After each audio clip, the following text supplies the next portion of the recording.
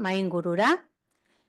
Eskerrik asko euri eta Gipuzkoako Foru Aldundiari baita ere hausnarketa lerro hau babesteagatik eta etorkizuneko unibertsitate hori irudikatzen ere laguntzeagatik. Eskerrik asko bereziki islariei baita be, euren prestasunagatik, hasieratik baiezko eman zuten gainera, eta baita etorritako guztioi eta pantailan bestaldean zaudetenoi. Bada urte bat, Euskal Unibertsitatea auziak eta erronkak mainguru antolatu genuela, orduan jakinekin lankidetzan egin genuen, eta bagentozen 50 urte betetze ondoren horrek sortzen zigun poz handi horretatik, baina baita be ilusio horrekin jakiteko norantzagindua zen baita ere, ez? Eta orduan hasitako bidea, online bidea edo digitaletik egiten genduna, berriro be aurrez aurrekora etorri ginen. Oraingoan disiplinartekotasuna aukeratu dugu gai moduan, eta hau zer baldin bada, hori bada, eta orain hitz egingo dugu definizioen inguruan eta bakoitzak disiplinartekotasuna zelan ulertzen duen, baina zer bada hau anitza da, eta elkargune bada, hainbat ezagutza arlotatik edaten du, baina hainbat pertsona motetatik bebai, hainbat jatorritatik, lan egiteko modu diferentetatik, eta hori guztia biltzen du. Beraz, zer baldin bada hau disiplinartekoan ohituta dagoen, lan egitera dagoen erakundea da. Elkarlanean eta elkarrekin gainera, ezin dugu ahaztu ere, eta hori aterako da gero ere, disiplinartekotasunak ekartzen duen lan egiteko, batera lan egiteko behar hori ez, eta ueun ere hori oso barneratuta daukagu. Ueu aipatu eta jende askok salto egiten du bere garaiko larra onara eta elkargune hartara ez, eta bere garrantzia du gaurko gaiarekin ere, zelan orduan ezagutza diferentetatik, ezagutza esparru diferentetatik, baina baita be ezagutza momentu diferentetan zegoen jendea biltzen zuen ere, horrek ekartzen zuen, sormenerako aukerekin, baina baita be elkarlanerako aukerekin. Gaur egun agian ez dakagu larra ona, baina elkarguneak ere hor ditugu, eta sailen arteko osagarritasuna hor dago. Eta hor dago informatika eta filosofia elkarlanean adibidez aritzen direnean jardunaldi bati begira, gai zehatz bat lantzeko orduan edo liburu bat ateatzeko orduan. Hor dakagu ikergazte, biltzen ditugunean 200 ikertzaile baino gehiago, gehienak gazteak, gehienak euskaraz aritzeko eta gehienak lanerako esparru berrien bila. Horretatik edan gendun baita be, badalabekin, abiatu gendunean bebai, ikerketa proiektuen deialdia. Hau da ez da inbeste elkar ezagutzea, baizik eta elkarrekin lan egitea. Eta hori adibidez, posible dela ikusi dugu aurreko ediziotik ona. Eta ueu ere, zer baldin bada, ueukideak gara. Pertsonak osatzen dugu ueu, gure asmo guztiekin eta gure amets guztiekin. Eta hori da nolabait mahai honen bueltan ere irudikatzen dana, ez? 3 ueukide gaude bertan, eta ez da bakarrik ueukide izaera horretatik bakoitza ere nondik datorren oso esanguratsua da gaur egun bizi dugun gizarte honetan eta abiatzen ari garen esparru berrietan, ez? Filosofia, informatika eta ingenieritza edo zientzia arloa.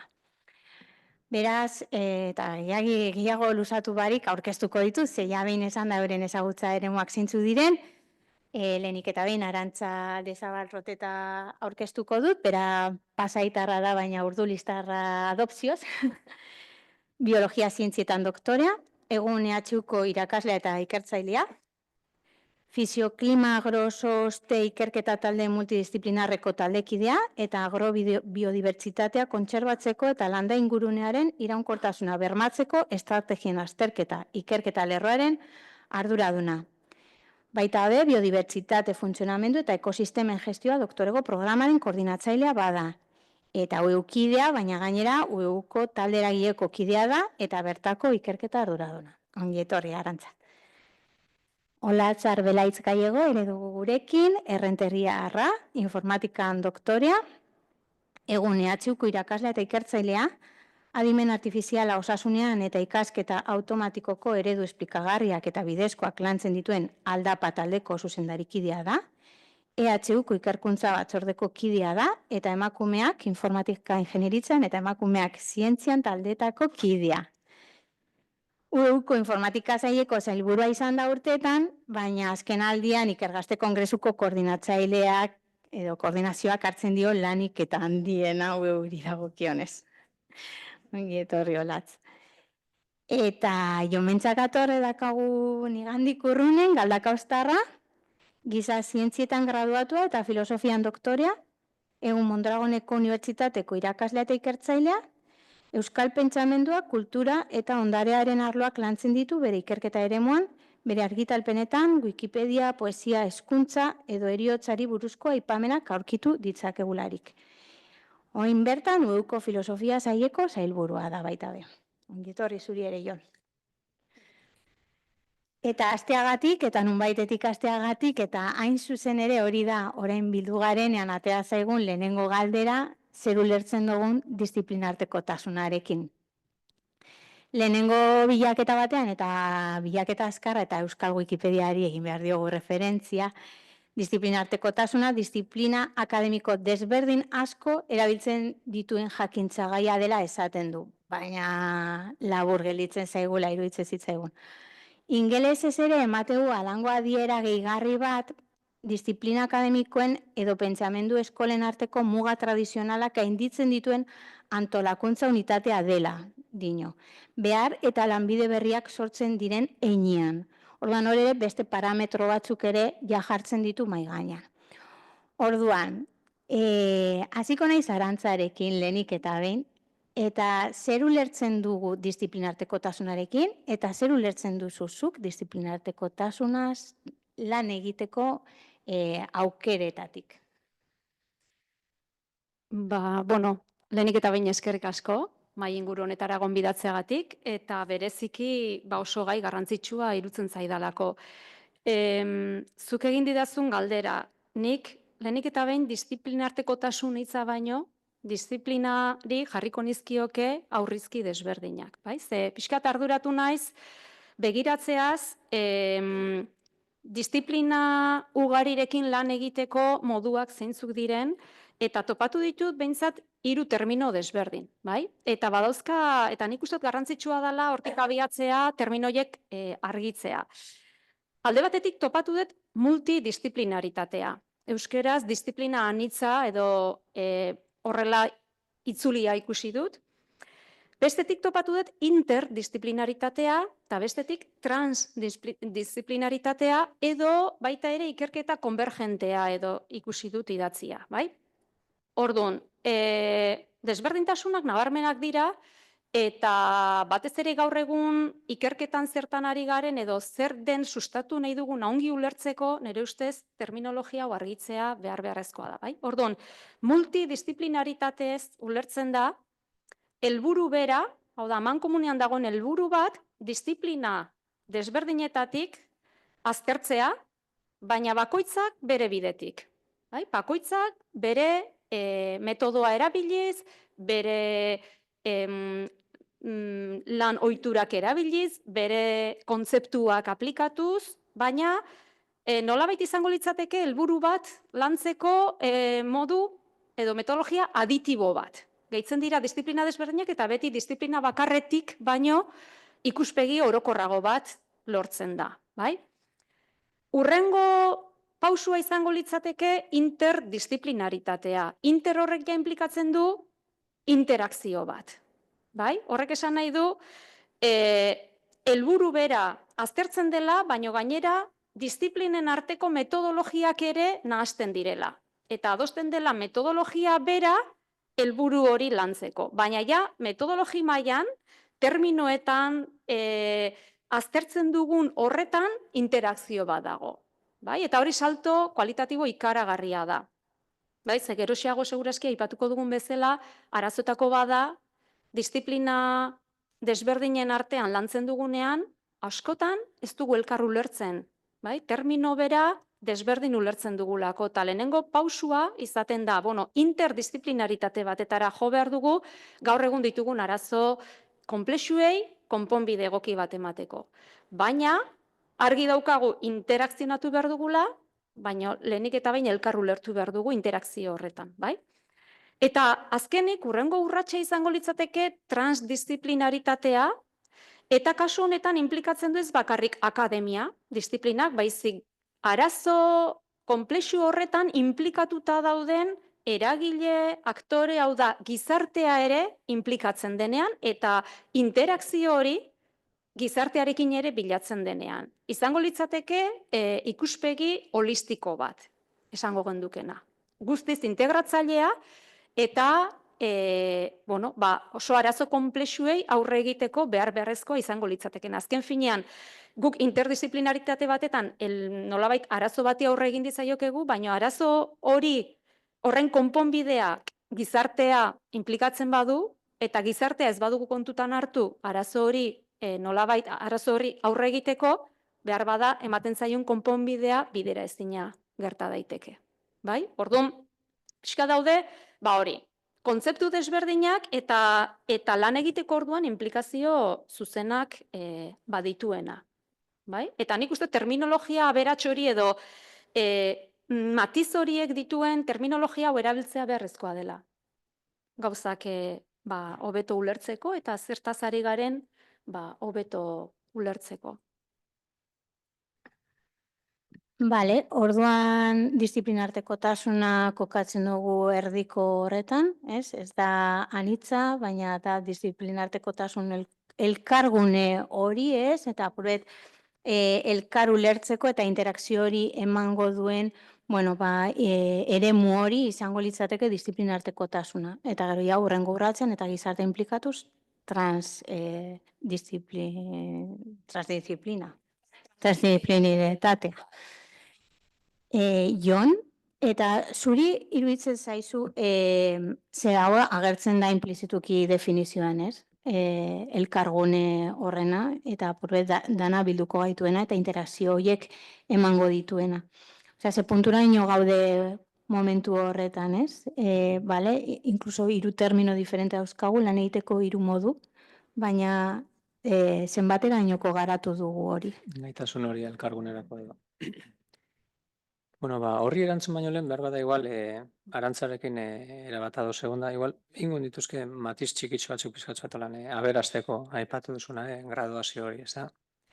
Aipatu duzu, ez da, disiplina izango dela, lerro bat, noita esan, zientzia oro daukana, ez da? Zientzia oro definitzen da, bere aztergai propioa daukalako, eta bere metodologia propioa daukalako horretarako, ez da?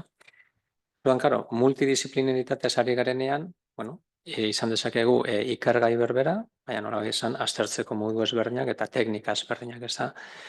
Orduan, bat bestearen ondoan jarriz, lortuko nuke, nola izan da, disiplina ezberdinen emaitzan edo biden batuketa bat. Baina ez ezin bestean elkargunea, adibidez, ez da. Nik uste, lehenengo mailaia lorpen handia izango litzatekela, ez da? Lehenengo maila lorpen handia izango litzatekela. Baina, egia da, bigarren maila horrek ja interdisciplinaritatearena edo disiplinartekotasunarena, ez da, batuketatik egingo lukela salto sintesira, ez da? Hau da, behar bada multidisciplinaritate horretan, lortuko nuke aztergai konplexu batean aurpegi edo ertz ezberdinak, eta begirada behar bada poliederiko bat, eta disiplinartekotasuna dela eta sintesia bilatzen badugu, disiplina ezberdinen artean, behar bada lortuko duguna da, ertz ugari izatetik, nola jaztan, begirada askoz ere esferiko edo borobilago izatera, ez da. Nik uste elkargune hori lortzetik, are urrunago gaitezkela. Ze horrek eskatzen du, neure ulermenez behintzat, norberaren disiplina ulertzeaz gain, edo norberaren disiplinean aditua izateaz gain, norberaren disiplinen zergatia ere ulertzea. Norberaren disiplinen jarrera eta abiapuntua ulertzea. Eta are gehiago, aldamenekoarena. Behar bada, nik ez dut ezagutzen aldamenekoaren disiplinaren aztergai modua edo metodologia propioa, baina bai behar bada bere nolabait esan zientzia horren taupada edo nolakotasuna, ez da.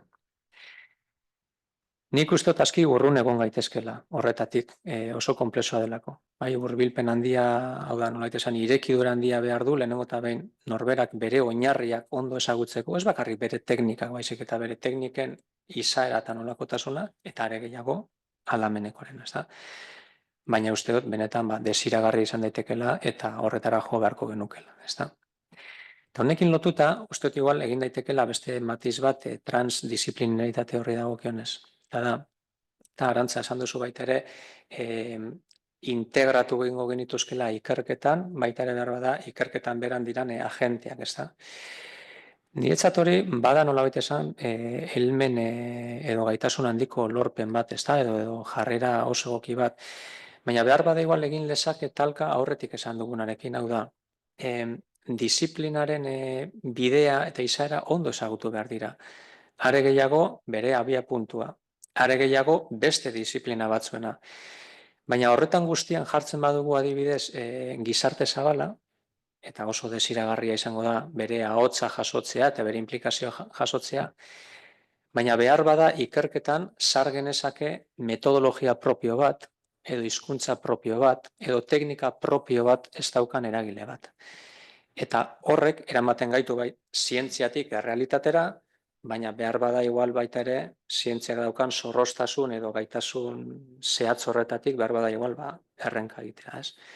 Orduan, nik uste behar bada igual oreka gehien eta desiragarren behar bada igual izan daitekena, putxot igual debaterako, izan daiteke behar bada igual hori, ez? Interdisciplinaritatea edo disiplinartekotasuna, eta bai uste dut oso urruti egon gaitezkela horretatik. Bai, nik behintzat nire ingurune unibertsitarioan edo, uste dute aski urrun egon gaitezkela horretatik. Bai, hain zuzen ere horregatik, parkatu, hain zuzen ere norberak bere disiplina propioaren begira da ulertzeko batzutan gabeziak ere dauzkagula.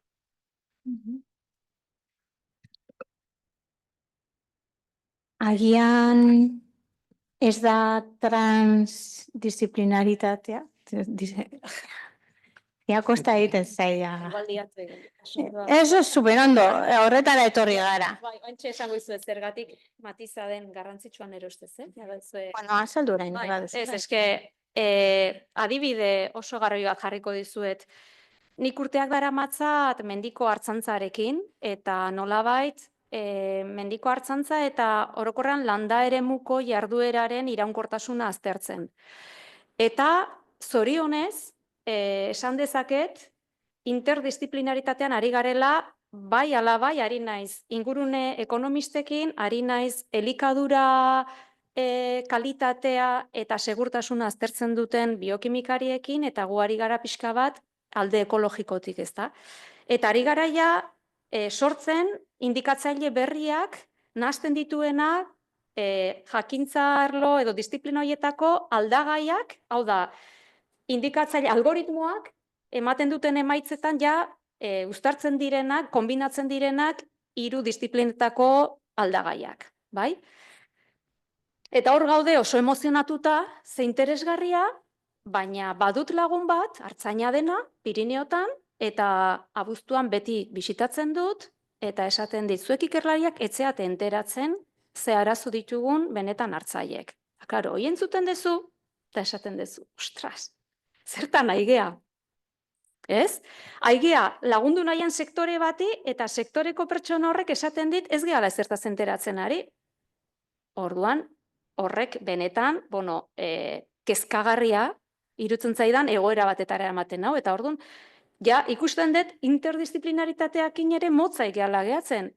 Noski, aurrera pausuak eman ditugu, ze esan bezala disiplina artean elkarru lertzea eta gai izatea, indikatzaile baten gainean elkarrekin lantzea eta pixka bat lehentasunak ematea aldagai desberdin eta hori, ja, maila horretan elkarru lertzea irutzen zait izugarrizko aurrera pausua, baina horrek ez badu balio benetan arazo horretan gakoa den eragile batentzat,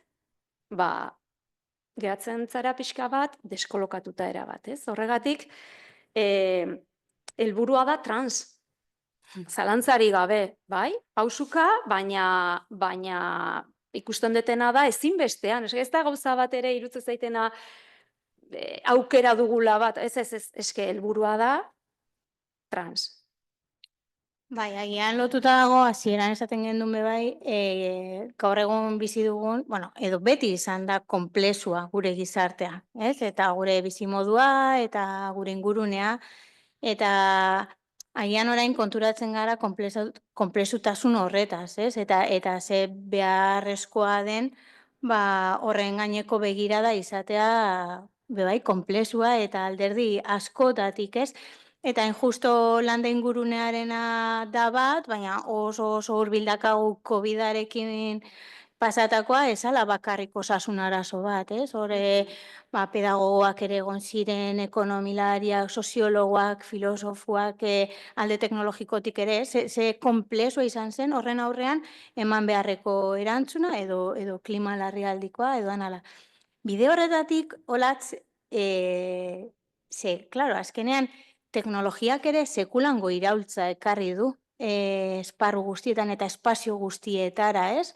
Oin ja ezin dozu ezebez planteatu agian teknologiaren ikuspegi gabe. Are gehiago, teknologiatik ere esparru berriak sortu dira, edo adimen artifizialarena, edo humanitate digitalena. Zuk ze irakurketa egiten duzu, ez? Presentzia horrena eta begirada horrena, ez? Azkenean ere esaten genuen begirada anitz hori kolektiboa izan beharko lukela, ez? Ez da bakarri bakoitzak zer ikusten duen, nondik eragiten duen bere ikerketatik, baizik eta kolektibitate hori. Bueno, nik ikusten dut alde batetik bat egingo dut Jonekin bizipen pertsonaletik eta ikusten dudanetik eta uste bizipen pertsonala baino gehiago dala urtetan pairatu duguna edo, ez? Interdisziplinitate hortatik nahiko urrun gaudelako sensazioa daukat, ez? Bueno, esan nahi dut, argi dago teknologiak esparru berriak sortu ditula eta aukera berriak eta hortan dihardugula eta ez, baino nik errezela daukat teknologian jardun dugunak urteetan ez diogula erreparatu inondik ere teknologia, baino haratago zeon horri, ez? Osea, izan ere teknologia aurreratuenak, algoritmorik onenak, tresnarik eraginkorrenak, sortzean ezigea edo, ez? Baina eta bai igual aukera bezala ikusi dugu, baina ez dugu inolaz ere eduki ikuspegi holistiko hori edo, ez? Demagun, gaur egun adimen artifiziala, ez? Bogan dagoen honetan, guk beti gu genuen laginarekin ondoen portatzen zen, algoritmoa sortu nahi izan dugu, eta baino duela gutxi arte ez dugu aztertu zenbateraino dan lagin hori adierazgarria, ze alborapen sort ditzakeen horrek, ze mundu guztiarentzat erabilgarria izango da guk sortzen dugun hori, edo bakarrik oso pertsona multzo konkretu bat zuntzat adibidez, ez? Edo gaur egun, ari gea kriston, lengoaia naturalaren inguruan sekulako ereduak sortzen, baina ez dugu pentsatzen horrek ekologian edo inguru giroan sortzen duen albo ondorioak zeintzuk diran, ez? Orduan, uste dut, ez igarela, ez, hortan, ez, eraginkortasunean, onena, ez da gizet, baino ez ikuspegi zabal hori eta ez dakitan transdisciplinarra azkenean, ez dakit, ze erabiltzen ari den gizarteak, bai, eukiko du onura bat, sistema horrek, lagunduko diolako, ez dakit, bere testuak azkarrago itzultzen edo, baina olako bat egiten du bakoitzean, igual, bizitza laburrago bat sortzen dio, ez, baliabide pilo bat konsumitzen ari garelako, ez? Ordan, bueno, nik ikusten dut lanketa handia daukagula hor tarteko, ez? Bueno, izan ere, bai, adimen artifizialarekin orain gu fakultatean bertan badaukagu proiektu bat egiana lantzen, beste jakintza arlo batzutan horrek egin dezakeen ekarpena edo baita beste jakintza arlo batzutatik, ez? Ari gea filosofiako jendearekin, zuzenbideko jendearekin, erizaintzakoekin, soziologikoekin, eta hola, pixka bat lanketa bat egiten, igual, interdisciplinaritate horretan, ez? Pixka bat gehiago ikasteko edo, ez? Baina nik sentitzen dut, etxean nire burua mentzat, nahiko erren gaudela eta, esango nuke, nahiko orokortua dela egoera, ez? Aukerak ematen ditula, ez? Nik nire kasu konkretuan ere, azken boladan adimen artifizialarekin, baina osasun esparruan lan egiten dezun horretan, ez? Medikuekin eta lanean. Egia da, askotan faltatzaigula, nik ezakit zenbateraino pazientek hori, ez?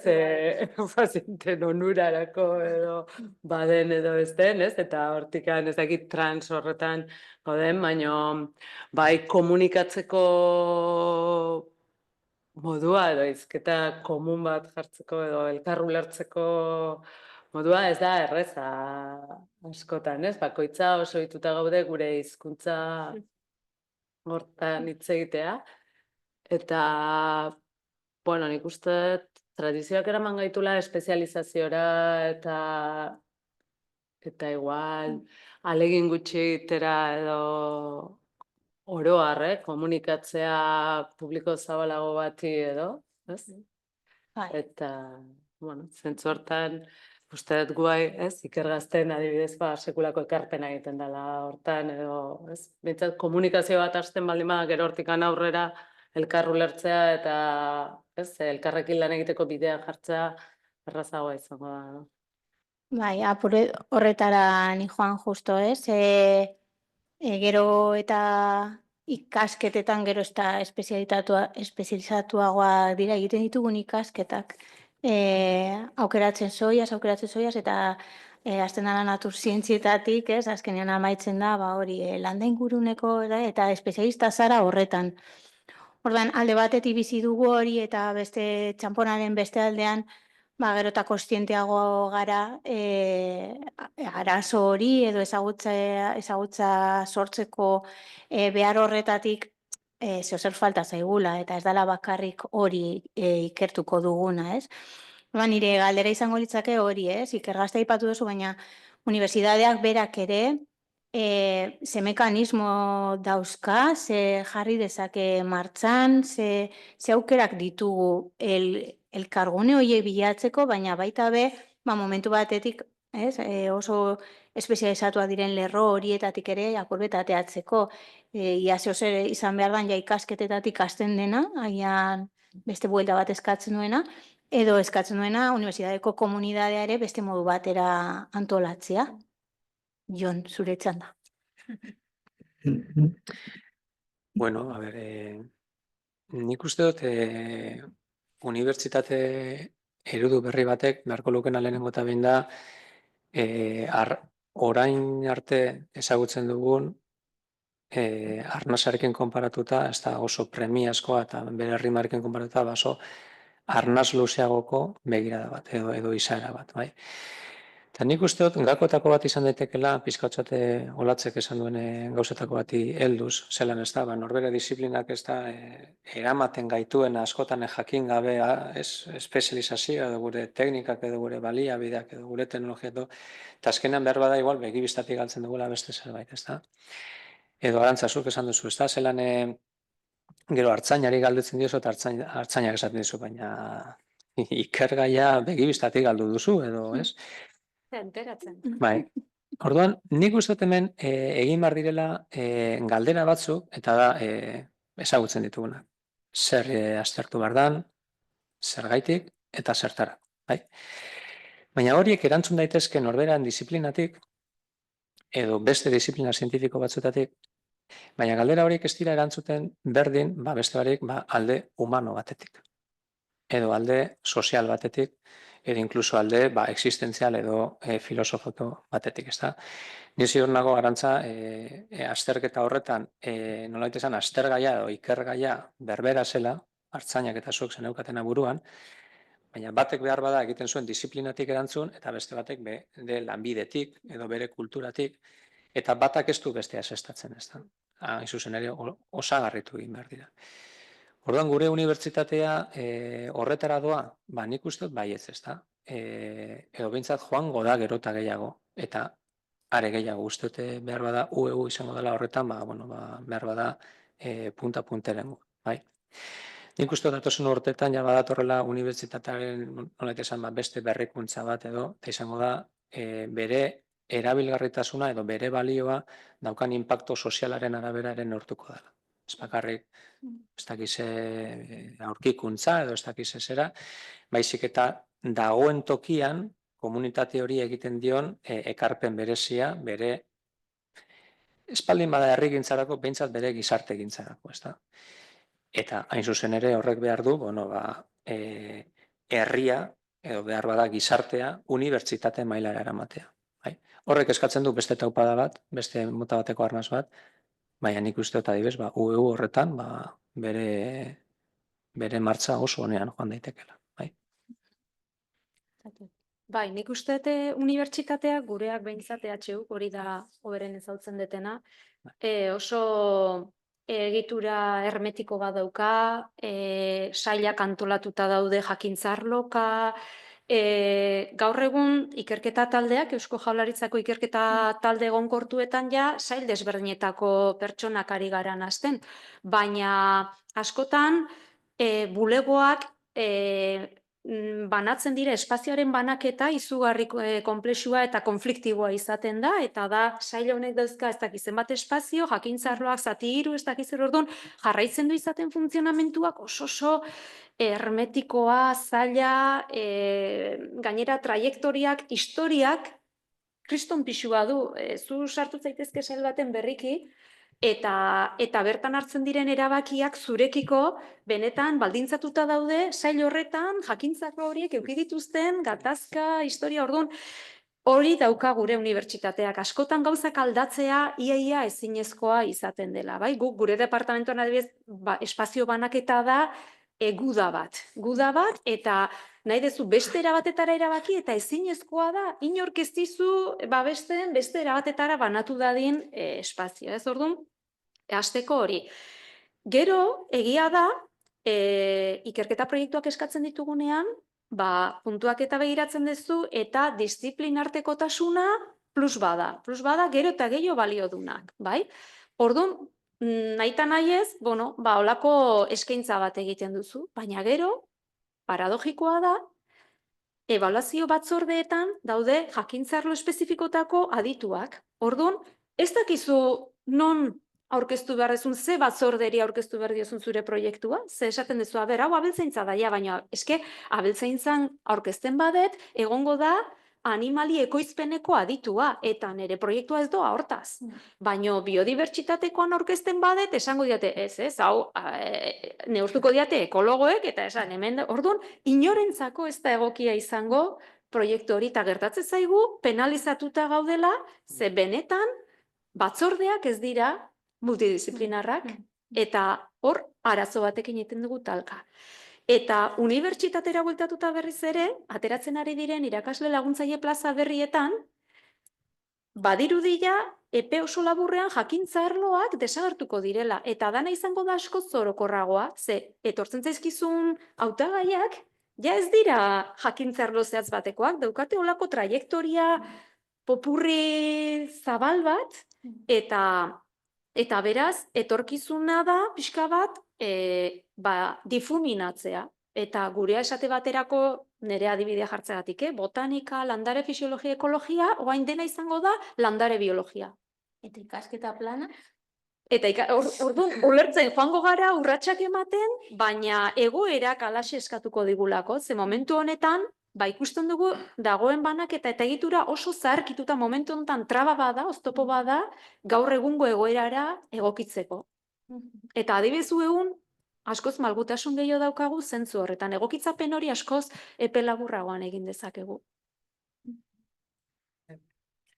Nik erabat bat egiten dut Arantxakin, ze sufritzen, ez? Azken finean, ni ere izan naiz ebaluatzaile batzordeetako kide, ez? Eta dena, ez? Jonek bere optimismoa plazaratzen zuen, baina nik uste dut optimismo hori ueuren esparruan plazaratu daiteken gauza bat dela, edo, bueno, nik ez dakit egia da beste unibertsitate txikiago batzuk igual egitura arinagoak dituztela eta gauzak errezagoak izan litezkela, ez? Baina nik uste gaur egun guk daukagun egitura oso zurruna dela, bai langileoi eta baita ikaslei begira, ez? Eskaintzen diren ikasketak ere, oso disiplina jakinetan dira, gradu bikoitzak eskaintzen diren kasutan ere, bueno, zalantza daukanik batzutan antzeko disiplinetakoak dira, eta ez, antzeko bi ingenieritza mota, bueno, oso gertukoak edo, baina urrunagoko disiplinak direnean, ez dakit multidisciplinartasunera iristen diran ere, izan ere, badut nik sensazioa momentu batzutan direla, alor bateko gauza batzuk, gehi beste alor bateko beste batzuk, eta inongo konexiori gabe, egia da, ikasleari bai emango diotela, bi metodologiaren ikuspuntua, eta hori jasotzen duen ikasleak berak, igual bai garatzen duela, ez, disiplinarteko tasun bat, baina ez dakit egiten den, ez, orduan, bai ikusten dut, ez, ueun, beti igual elkarrekin gertatu direlako gauza asko eta zuk ez, Larraona aipatu duzun hortan, gaur egun ikergazte den hortan, zorionez, aukagu aukera beste gai batzutan aritzen den jendearekin komunikatzeko eta ez, hitz egiteko, eta hortikan nik uste dut etor daitekela bidea errezago gauzak arinago egin ahal izateko, ez, aukera bat izan daitekela, eta bestean, bai, landu beharko dugula, baina nik ez dut epe laburrerako aldaketa errezagorik ikusten, ez? Eta, bueno, ikusten gure testu inguruan lanketa horiek egiten direla, gero, ez, proiektu txikitan edo, ez, eta jendearen borondatez, baino ez egiturazko lanketa bezala. Bai, justo ikergazte aipatuta eta ueu zer dan, eta ueu aukera badan, ez? Nire galdera agian horti dator orain baita bez, Euskara hizkuntza gutxitua da neurrian, horrek bildu gintuen eta bildu egiten gaitu ere, eta horrek emate dizkigu bai baliabide batzuk gure txikitasunetik edo gure hurbiltasunetik ere lan egin ahal izateko. Orain buruan dakaz hainbat galdera egiteko, lehenengoa ikergaztetik dator, ez? Eta aitzaki horrekin, Ikergazteren aitzaki horrekin, eta euskarazko komunikazio behar izate horretatik, Euskal komunitate zientifikoa trinkotzera bideratuta dagoen kongresua izanik, zelan bat egiten duen hain zuzen ere disiplinartekotasuna horrekin, zenbatean aurkitu gara oso lotuta, bost jakintza arloetara, eta gure ikertzaileen lanak zailkatzera bost jakintza arlo horietan, gure ebaluatzaileak ere, gero eta espezializatuagoak direnak eta eskatzen ditugu artikulu ahalik eta divulgatzailenak eta orokorrenak, baina ez gauz ohituta ez da ere, guk ere komunikatzen dugunean zer komunikatzen dugun eta norentzat komunikatzen dugun. Eta beste ideia bat etortzen zaidana da, Ikergazten suertatu denean ere jendea ezagutu eta hortik atera danean proiektu txoren bat, Eta ez dino ja guk egindako deialdi bat, badakigu ikertzaile baten aurkezpena entzun da, esatea, ostras, eske hau da behar dutenanik, begira da hau behar dut nire lanerako. Hizkuntza gutxitu batetik, euskaratik lan egiten dugun mundutxo honetatik, ueuk eskaintzen ditu horretarako baliabideak, baina Ikergaztek beste zeo zer eskaini dezake, ontxe momentuan, hori beste galdera bat buratze jatena, eta bestea da, ueuko sailak. Segu tradizionalki ere sailetan antolatzen gara.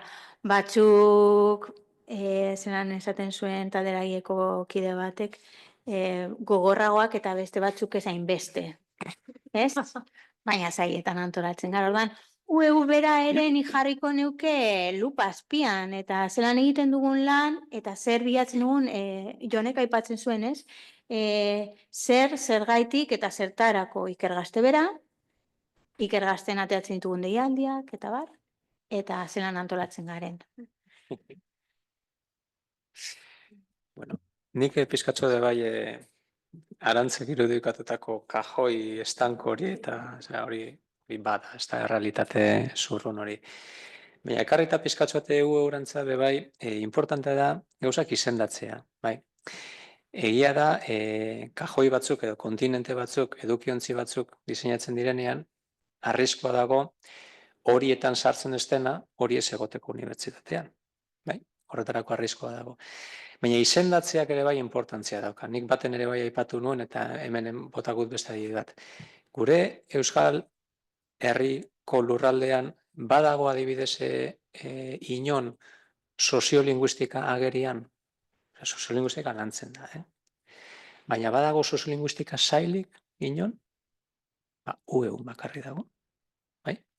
Nik dakidala bentsat, gurean soziolinguistika desente egiten dugu, baina soziolinguistika sailik dago, hori adibidez nabarmen geratzen da UEU badagoela eta beste toki batzutan behar bada ez da. Hori importantea da. Eta gero, beste alde batetik, zeure galderari erantzunez. Euskal gintzatik, Euskal herrigintzatik, Euskaran eta Euskal kulturan ardaztutako herri proiektu batean eta herri horrentzat lotutako unibertsitate batean. Euskaraz egin dezakeguna da, oroar edo orain dagoan unibertsitatea bikoiztu Euskaraz, eta hori aukeretakoa da, edo egin dezakeguna da, bide berezi bat egin, ez da, bide propio bat egin, ez da. Eta nik uste dut, azkenean horrek, zapaldua edo esestatua edo mugatu izateak bere penak dauzka, baina bere opariak ere badauzka, ez da. Eta da, behar bada beste perspektiba batetik, privilegiatu batetik, ez digan ikusten ikuspegiak bere ganatzen direla, ez da. Eta behar bada, guk igual ikusten dugu, ez da. Gure konplexutasunean eta gure honi lotutako balio sistema jakinarekin, behar bada eduki dezakegu, jarrera, berezia, behar bada, hori gaiak alik eta osoen, gaiei alik eta osoen heltzeko edo oratzeko, edo behar bada, benetan, disiplina ezberdinen artean, hizkera komun bat lortzeko, eta benetan gauza partekatuak egiteko, ez da. Hemen ere bai egin nahi dute matiz bat, eta da, disiplina bakoitzak dauka hori, ez da, bere aztergai bat eta bere metodologia, baina dauka bere hizkera teknikoa. Eta hizkera tekniko hori asmatu behar dugu divulgatzen, asmatu behar dugu ulertarazten, baina ezin diogu ere nolait esan mailarik kendu. Ze benetan hizkera zientifikoari bere eduki zehatz hori kendu egiten badiogu, bueno, bihurtuko oinateke oro hartzaileak edo generalistak, eta behar bada guztiok ulertuko oinateke, baina zen mailatan ulertuko oinateke. Bai, guztiontzat, bai, baina benetan helduko oinateke zientziak eskatzen duen maila horretara. Bueno, behar bada euskararen arloan hainbeste daukagunez egiteko, behar bada hau ere bai egualeko genezake jo mugan, eta besteak adibidez filosofian hiztegia eguneratzea, gauza bate pendiente daukaguna da, bai? Useik bere sasoian egin zuen ikaragarrizko lana, eta orain hor ala moduz gaude, ezta? Pentsa, ezta? Disiplinartekotasuna, interdisiplinitatea, zerekin geratzen gara, gauza berbera da, erabiliko ditugu biak euskeraz. Bueno, behar bada igual alde horretatik bentajan egon gaitezke, ezta? Erronkaren aurrean, behintzat begirada gehiago dauzkagu, bueno, nahi dugun ibilbide hori erabaki dezagun. Nik pixka kontra ingo dizut, Ainhoa. Ikergazteri helduko diot, eta uste dut ez dela hain zurruna. Izan ere, aukera ikergazten badago disiplina anitzi eragiten dion lan bat bidaltzeko aukera. Beste kongresu espezializatutan ez dagona. Ze egia da, guk sailkatzen ditugu ebaluatzaileak, jakintza arlotan, eta jakintza arlo bakoitzaren barruan egon litezke azpi jakintzak eta bar, baina lan bat bidaltzen duenak badauka aukera adierazteko bere lana zein jakintza arlotan nagon, eta badauka beste esparru batzutan ez daukan aukera. Badauka aukera adierazteko nire lan hau badago osasunean, ekologian eta informatika oinarrituta. Orduan, uste dut eskaintzen degula aukera bat, beste toki askotan eskaintzen ez dana, eta gero baita ere eskatzen dugula ahalegin bat hori modu zehatz eta egokian, baina ikertzailea den komunitate ez espezializatu batek ulertzeko moduan komunikatzeko ahalegin hori, eta orduan horrek ere bide eman dezakela, zuk esan dezun hortara, ez? Momentu batean entzuten dezun horrek, esate, hau interesatzen zait, honekin egin dezaket nik elkarlan bat, eta atera dezakegu aurrera elkarrekin lan bat, ez? Uste dut aukera hori ere sortzen duela, eta gainera azken urteetan disiplina desberdinetako aurkezpen txikiak elkarren alboan nasteak ere badakarrela pixka bat hortarako bidea, ezta? Azken finean bestela badaukagu joera, erresago egingo zaigun hortara joatea, ez? Gu banatzen baldin baditugu hitzaldiak edo disiplinaka norbera joaten da, erosoen sentituko da hortara, ez? Bestea konfort egoera hortatik ateratzea eskatzen du, eta igual askotan kosta egiten zaigu. Baina horre egin genuen apustu horrek nik uste dut bai sortzen duela beste aukera, ez? Eta orduan nik uste dut zentzu horretan bai ematen duela ikergaztek beste ingurune batzuk ematen ez duten aukera disiplinarteko tasuneako eta olako txispak sortzeko. Baizuk aurrez egindako lan bat bidaltzeko garaian, eta baita gero, ez? Gero proiektu deialdiak ere nik uste dut aukera hori gauzatu eta existentziatzeko oraindik ere oinarri gehiago jartzen dula, ez? Eta, bueno, aurreko ekitaldian izan zen lehenengoa eta 9 proiektu eskaera jaso genituen, zoritxarrez bakarra emateko finantziazioa zeon, eta hautatu behar izan zen. Egia da, aurkeztu zian proiektu horietako batzun artean, bueno, disiplin artekotasuna igual pixkat mugan zegoela edo, ebaluatzaileon ikuspuntutik iruditzen zitzaigun, nahiko antzekoa ziala disiplina, baina beste askotan oso sekula juntatuko elirateken ikertzaileak elkartu zian, eta oso proposamen politak egin zituzten, orduan, bueno, seguraski bururatuko zaizkigu etorkizunean ere aukera gehiago, baina nik uste dut ari gehala hor ekarpen politia egiten eta aukera. Eta nik gehituko nuke gauza bat nire ustez oso garrantzitsua, eta da ikergaztera doazen gure ikerlari gazteak euskaldunak dira. Eta sentitzen duten plazerra, euren ikerketa euskeraz transmititzen, da beste inun ezin dute. Eta horrek gainera indartzen die, eta esan, zientzia ere euskaraz, askotan esaten da ez, merezi du euskaraz ikertzea, inun ez zaigu aintzakotzat hartzen, hemen artikulu zientifiko guztiak ingelesez izan behar dute, orduan, euskaraz ikertzearen hori kolokan jartzen bada, baina norbera euskaldun sentitzen bada, harrotasunez ikergazten, zure lana, zientziaz aritzea euskaraz, hori da, nik izan banu, nire garaian, bueno, ja izango zen, netzako, en fin, deskriba ezina, ez? Orduan, hori eskaintzen du ikergaztek. Topagune hori eukitzea, nire ustez da, ze gero ere, ohituta gaude, gure ikerketaz agian euskeraz irakurtzera, euskalduna garelako, baina gure geto txiki hortan esparruan. Baina ikustea, zenbat disiplinatan, jendia zeidan iten, ze mailatan hitz egiten duen, ze terminologia erabiltzen duen, horrek irekitzen dizu perspektiba bat esaten dizuna, euskeraz ikertzeak zentzu guztia du, eta gainera, eske horretan aritu behar dugu, ez? Orduan, ikergaztez balego, sentimentu guzti horiek ezingo genituzke benetan sentitu, eta gero ikusten dutela ikergaztera joten diren gazteak oso modu irekian doaz. Badoaz, beste disiplinetatik ere ikastera, interakzioa bilatzen dute. Eta tailertxoak eta olako jarduera aktiboak eta antolatzen dira, ez? Eta jo, askotan, ez dakit, genero ikuspuntua zure ikerketan, jo, eske igual, planteatzen duzu, eske inoiz ez dut hortaz gogoeta egin, orduan banoa genero ikuspegiko tailerrera, eta hola jende asko nahaztu egiten da, esan bai, ez noa nire esparrukoa baizik, nahi dut beste talde batekin interakzionatu, ez? Hortarako topagunea ere bada, ikergazte. Gustatzen zaigu ikergazte.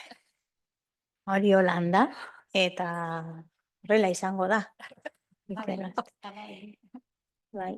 Ez dakit hor publikoan beste norbaitek galderarik daukan, oharrik egiteko gogorik, hausnarketarik, disiplinartekotasuna zein transdisciplinaritatearen inguruan.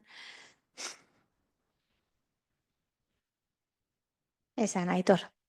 Ezagutzen dezute ja nire iritzia, baina gaztentzako sortu den plaza ederrau, bada gaztenak ez direnentzako ere ez dago horrelako aukerarik. Horretik askotan aipatu dugu madurikerren bat egin barko den edo ez, baina egia da ez daukagu horrelako beste entzeko kongresurik. Orduan, erronka hauek, igual etorkizunerako ez dakit antolatu barko litzake edozein adinetako horrelako kongresu bat. Hau komentatu zuten guztia lantzeko ez bakarrik gaztenen, maila guztietako ikertzaileetan. Bai IPak, bai asoziatuak, denentzako.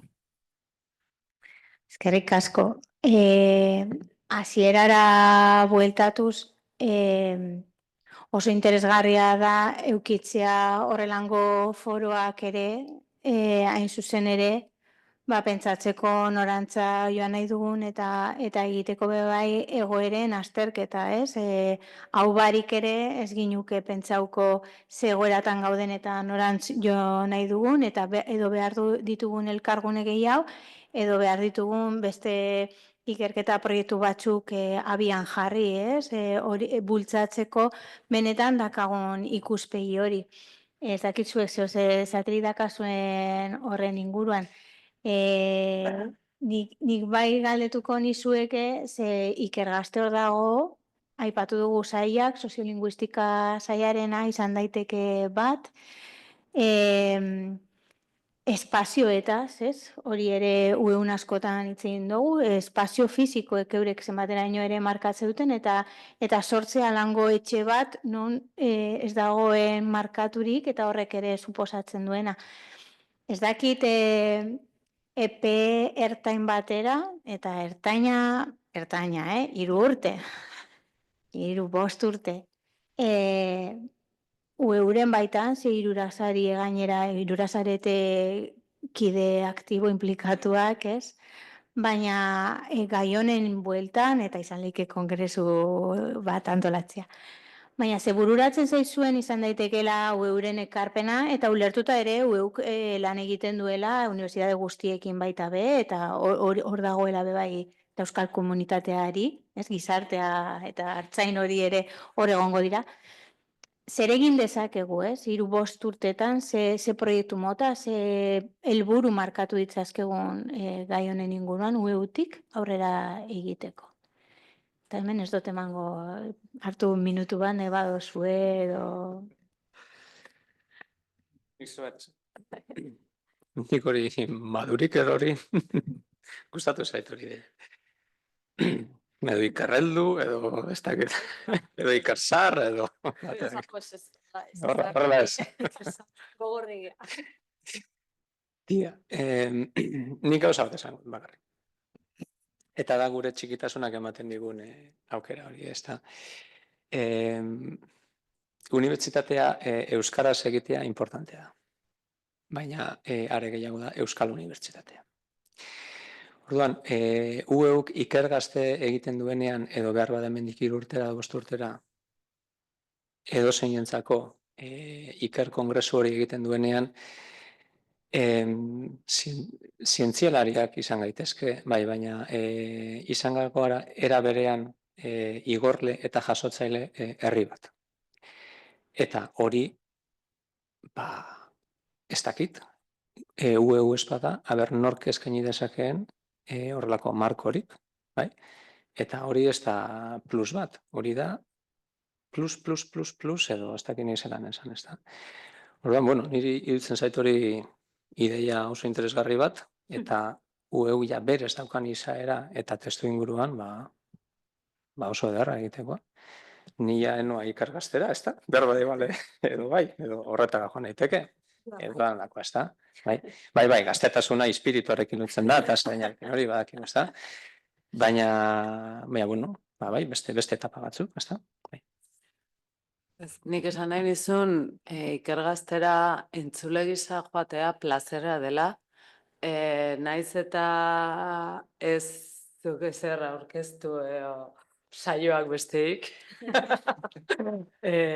Benetan ikertzaile gaztei plaza bat eskaintzen diego, baina haiek daukaten maila eta komunikazio ahalmena izugarria da, eta madurik bezala jasotzea ere, benetan, niretzat, nik ez dakit nahi dedan madurik erren kongresua, asko ze gustuago nago, ikergaztera joan, eta kontatzen didaten hori guztia entzuten eta jasotzen, eski gaina iruditzen zait izugarri ondo egiten dutela, plazera da. Orduan nik gonbidatuko zaitut hurrengo ikergaztean Bilbon izango dana.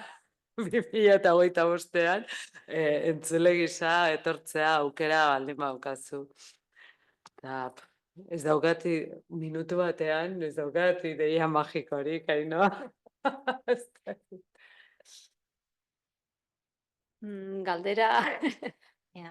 Ikerketa batzordeko buru moduan, zer eukingo zu buruan, bai, seguro. hombre, buruan bai, ilusio handia eta bai, motivazioa, ez da? Orduan, bueno, gizartea bezala geure aldatu da asko. Eta beti esan dugu indargunea sailak direla, baina egia da beti begiratu izan dugula sailena ikastaroetan, topagunetan, baina oain ja sailak ikerketarako leku potentzial bezala begiratzeak, ja begirada aldaketa horrek ekartzen digu beste planteamendu bat, ez? Eta ueukidek ere, oraindik ez dute txip aldaketa hori egin. Orduan, nik uste dut bide bat jartzen badugu, sailetara ikerketa egiteko aukerak eskainiz, hor urrats garrantzitsu batzuk emango ditugula urte gutxitan. Ikusi behar dena da, benetan sailetan daun jendeak, ze momentu honetan sailkidek ez dute ikerketa ikusten duegun. Ikergazte bai, gauza asko egiten dira ikerketa inguruan, ikerketa transmisioan eta komunikazioan, ez da? Baina ikerketa hauetik sortzea gauza berri bada. Baina uste gaudela puntu horretan. Ikerketa sortzeko abia puntuak jartzeko horretan, ez? Orduan, nik uste sailetan potentzial hori badagoela, saiatuko garena da potentzial hori ateratzen. Eta potentzial hori animatzen. Ez? Pixka bat sailak badut ere sensazioa sail batzuk lotaldian bezala daudela, ze egia da, jarduera ez da simetrikoa, ez da sail batzuk aktibo daude, badaude inertzia batzuk, pertsona jakin batzuek mugitzen dutena, eta mantentzen da dinamika hori. Baina sail asko daude lotaldi baten, ez? Orduan, agian sail horietan ez dago motivaziorik ikastaro bat antolatzeko, topaketa bat edo, baina agian ikerketa bai. Ze agian, gainera, ueuk ikerketa, nolako ikerketa nahi duen, ikerketa bera definitu du eta definitu ditu ueuk dituen irizpide eta printzipioen baitan, ez? Orduan, agian da ikerketa egiteko beste era bat. Eta askoz formula malguagoan, askoz ere pertsonak askoz gehiago zainduz, erritmo lasaiago baten, bai, ez dugu nahi gaur egungo erritmo azkar zientzia txar honetan, ez da? Fast science esaten den hau, danak azkarren behar dugu eta alik eta azkarren argitaratu. Baina gizartean kriston arazo potoloak ikusten ditugu. Eta Euskal Herria bere osotasunean ikusita, eta jakinda gainera hori ze barneratuta daukagun, ueun, eta nolako saretzea daukagun. Ze azken finean, aditu pila bat gaude, gorputza beste erakundetan duguna, baina bihotza ueun, orduan azkenean aditu asko, esparru fresko bat, ikerketa nahi eran planteatuta egiteko, hori da, transmititu behar duguna. Eta horrekin jende animatzen bazaigu, aurrera ingo dugu. Hori da.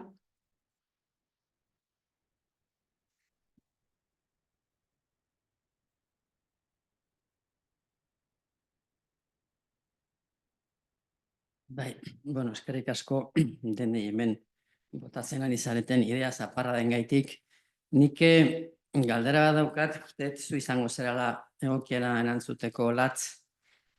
Zera, daukazer ikusia disiplinarteko tasunarekin, gaurko gaiarekin eta adimen artifizialarekin.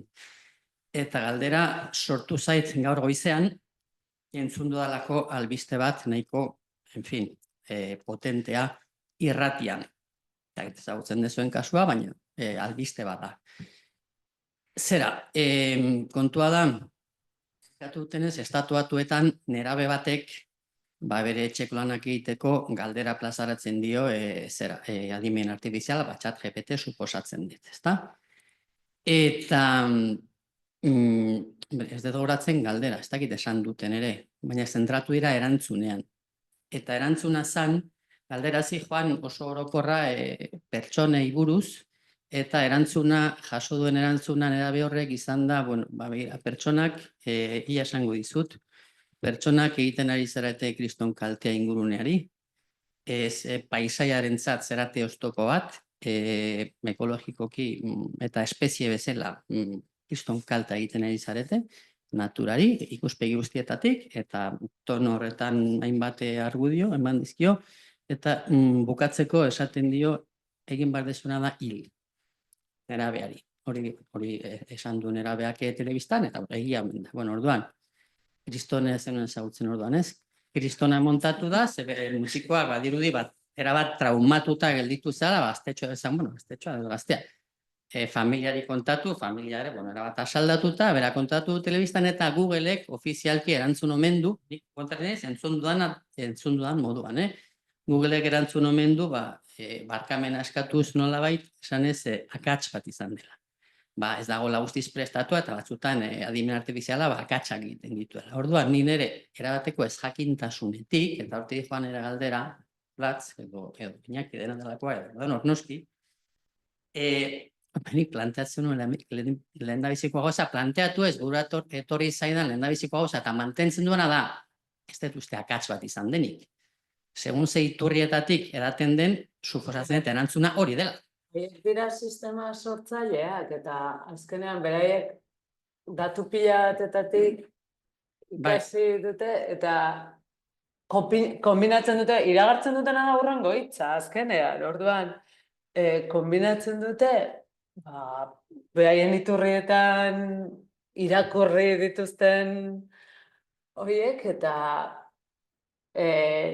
alde batetik ematen diogu ez dagokien fidagarritasun bat. Nik uste dut arazo nagusia hori dala.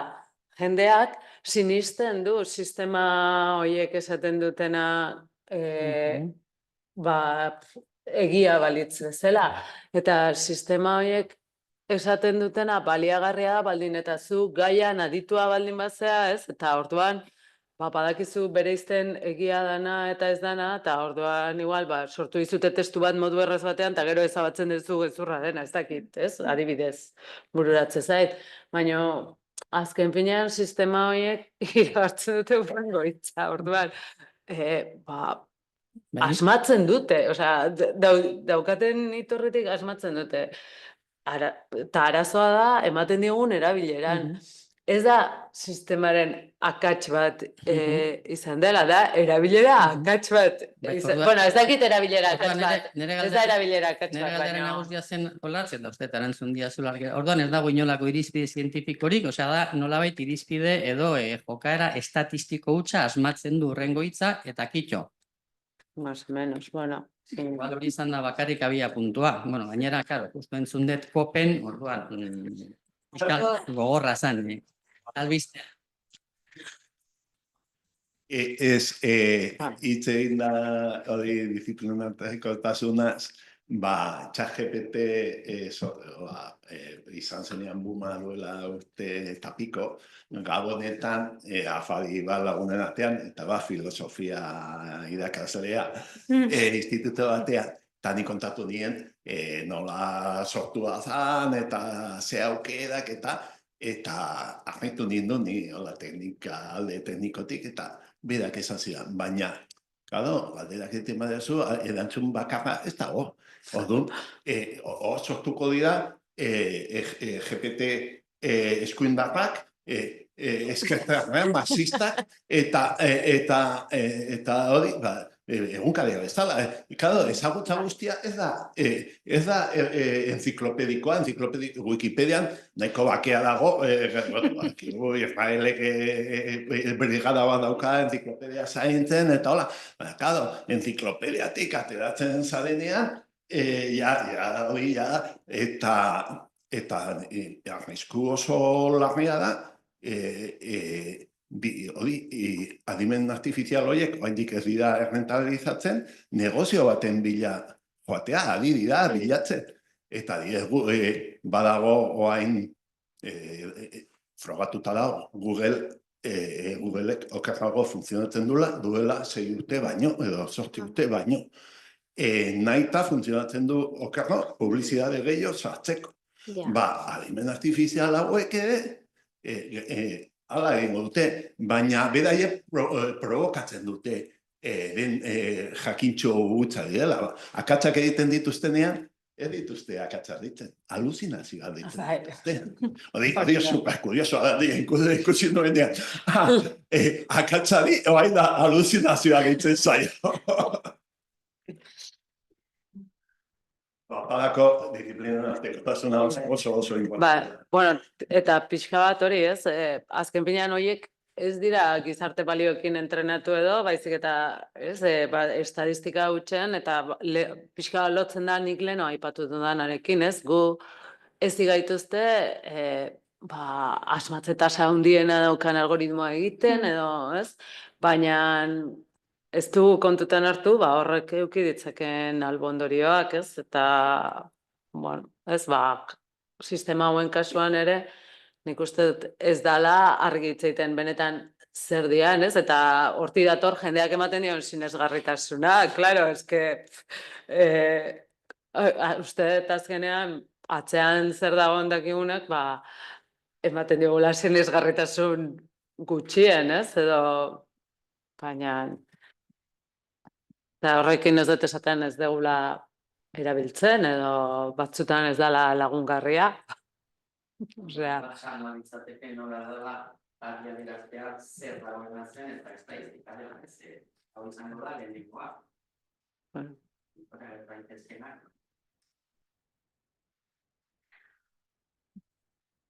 Nik Venga, Aratxa. batetik eta bestetik jasotako zekin nire buruan gogo eta egiten naiz eta trans horrekin gelditu naiz eta ni unibertsitatetik kanpo egon da gizarte horren parte horren interesatzen zait alde hori. Azuk aipatu dituzu osasun gauzak eta pentsatuz ikerketan osasunean egiten danean, nola sartu gizartea eta etorri zaizkit igual paziente taldeak edo tira. Baina behar bada beste gauza batzutan zaila eta hortaz uste gizartean zientziarako parte hartu ahal izateko. Alegia, zientzia kultura zabaldu beharko litzatekeela gizartean. Eta azkenean zu bota dezu Arantxa, pentsatzen ari zeatela, hori egitea, esperimentu ezin hobea da. Ze sailen barruan, badago jendea, denetarikoa, ikerketa egingo dutenak, baina ikerketatik oso urrutin egonda, gizartearen errepresentante edo izatea dakana, orduan uste dut oso interesgarri izan daitekeela hori probatzea. Posten nizu dintzutea, ze egia da, hori ez, zaila da jendea mobilizatzea, eta utikan saietatik jendea berriz esnaraztea, baina ez ikastaro bat antolatzeko, baizik olako erronka bati aurre eginez, edo horrelako elkarlan bat proposatuz, nik uste erakargarria suerta daitekeela, eta berez ez zentzu berri bat ematen dio sailei, ez da?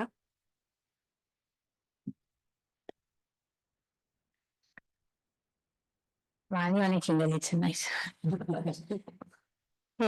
Uste dut azkenean argi dituen, eta uste dut unero bizitzen ari garela momentu honetan, unero bizi batera iritsi garela. Barkatu.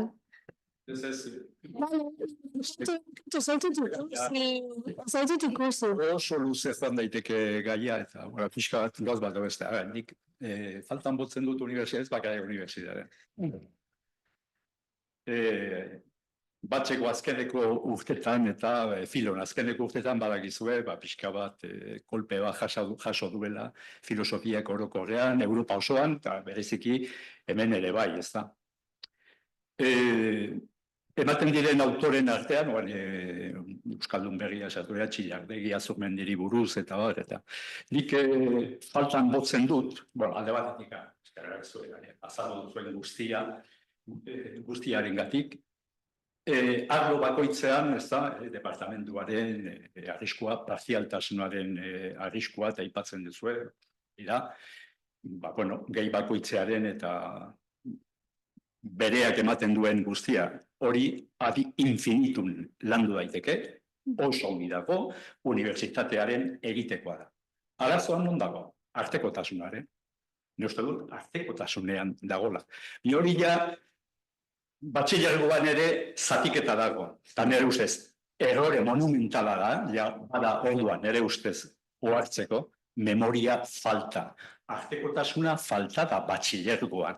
Disiplina bakoitza, eta, bueno, nolapait, irakasleak izan garenok eta garenak, ohartzen gara horretaz. Luzarora nori interesatzen zaio, kui prodest nori interesatzen zaio, ja DRH-tikan batxilergoan dagoen zatiketa memorizazioa trampa bada, memoria ez dela landu behar eta zera, mesedez.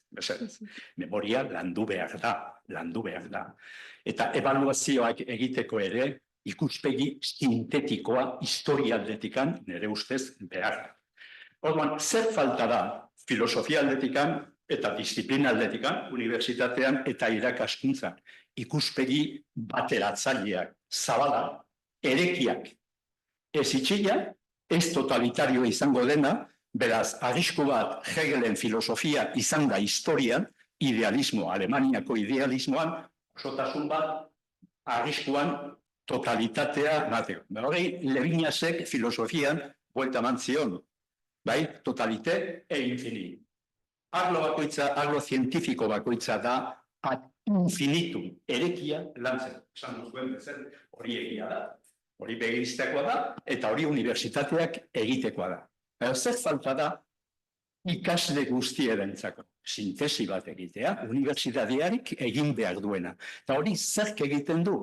Historiaren filosofia bat egiten du. Hegel alde batetikan, Marx bestaldetikan, arriskua dutela bai bloke liberala eta neoliberala, bloke komunista arriskua totalitarioak izateko, hor gaude gaur. Alternatiba ideologikoak zeintzuk dira. Ekofeminismoan gabiltza orain erekia, bai, interdisciplinara, justu, disciplinarteko tasuna, ekofeminismo baten irauntza utopikoa etorkizuneko planteatzen ari dena neoliberalismoaren eta komunismo txinoaren aurrean.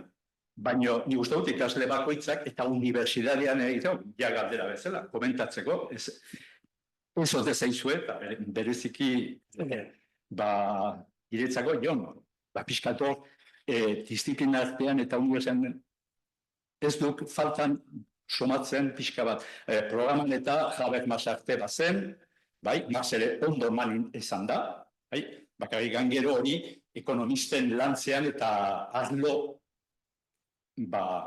zatituan lantzen dute ekonomian munduan.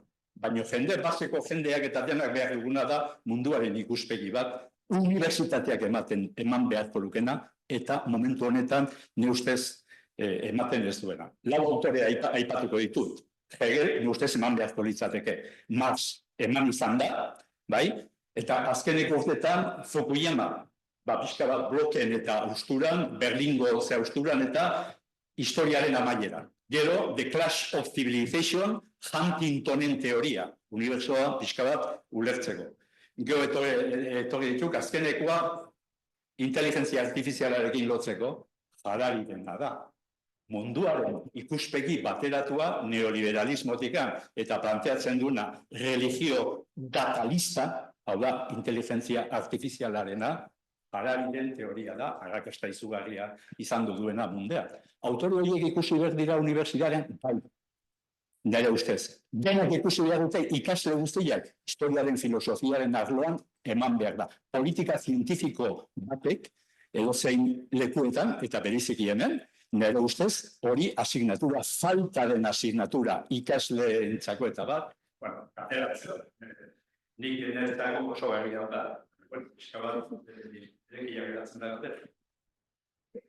Bueno, eskertzen diat galdera. Baina, nire entzuna, nire gora igual hainbeste edukizeatzetan baino gehiago da begiradan, ez da? Autori horiek edo beste batzuk, nire ustez, lan egin behar dira, badibes bajo Xasormendik egin zuen moduan. Hau da, horiek zer esaten duten zibilizazio mailan, mundu mailan, eta Euskal Herritik zer. Orduan, ezin dena faltatu, ez filosofian, ez beste inon, da nire ustez, abia puntua eta helburua. Ze zientzia, batzutan hitz egiten dugu zientzia, filosofiaz, baina hori ez da existitzen dira da zientzialariak, filosofoak, edo unibertsitarioak edo nako, ez da. Eta saltu dugu dut, azkenengo hitza emateko, Arantzak hain posez eta nik ere bai partekatzen den horretara, ez da, eta behar bada igual, egin izan dugu batzutan, gauza asko ez da antolatu, baina behar bada igual ikerketa UE-urako, ustarorako, edo liburu baterako edo, eta behar bada igual, pasara daitezke pizkanaka, ikerketa egitera UE-utik, baina behar bada, igual egin dezeko ez da, ikerketa, ez bakarrik badan alako, ez da, akademikoak garenak dan alakoagatik, baizik eta hori arrazoi handia da, ez da, sailetan, edo UE-un, azken finean hori da, dano gaude, ez da. Eta begirara hori lortzea, izango litzateke behar bada gauzarik ederrena, eta nire asko unkitu eta postu egiten abena.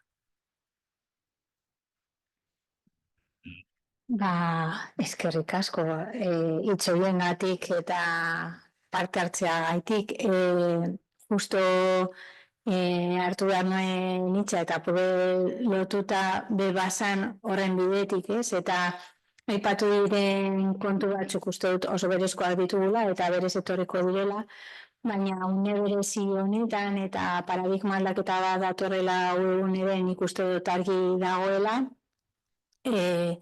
titulazioak eskaintzeko aukeretatik tiraka disiplinarteko tasunetik eta beste eduki batzuk ere lantzeko aukeretatik edan beharko dugula, herri honetarako baita ere, eta guk sinisten dugun moduan ikerketan ere, momentu horretan gaude, ikerketari ere beste begirada batetik aditu gara, azkenengo urtean ikerketa batzorden, aurrera pausu batzuk emateko gogoz, eta horrek ekar dezake beste modu batera antolatzea baita da, eta beste aukera berri batzuk zabaltzea.